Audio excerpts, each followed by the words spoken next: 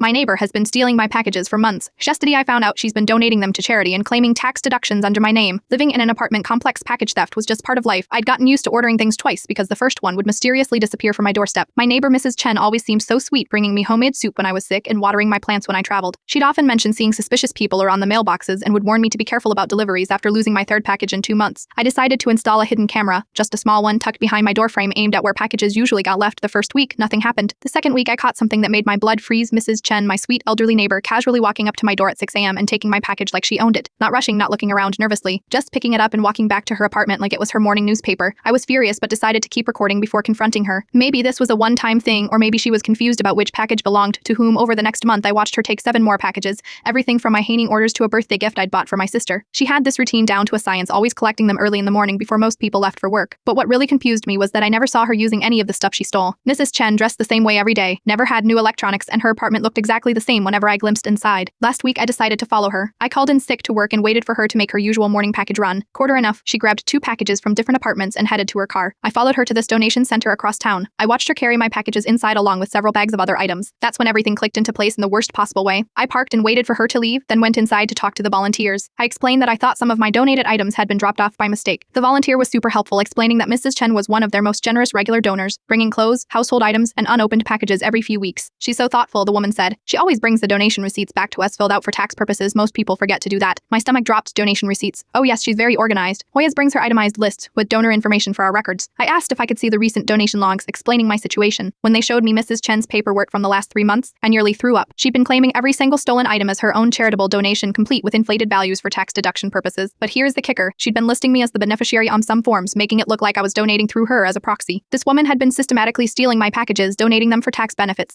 and somehow involving my name in the fraud. I took pictures of everything and immediately called both the police and the IRS fraud hotline. That afternoon, I knocked on Mrs. Chen's door with printed copies of all my evidence, security footage, donation records, everything. When she opened the door with her usual sweet smile, I handed her the papers. I think there's been some confusion about my packages and your charitable donations, I said calmly. Her face went through about 5 different expressions in 3 seconds. First confusion, then recognition, then panic, then this weird attempt to look innocent again. I don't know what you mean, she said, but her voice was shaking. The donation center has very detailed records, I replied. I gleaned your tax forms that list me as a donor. That's identity theft, Mrs. Chen. She tried to explain that she thought the packages were abandoned, that she was just trying to help people in need, that there must be some misunderstanding. I listened to her dig herself deeper for about 5 minutes, then handed her one more paper.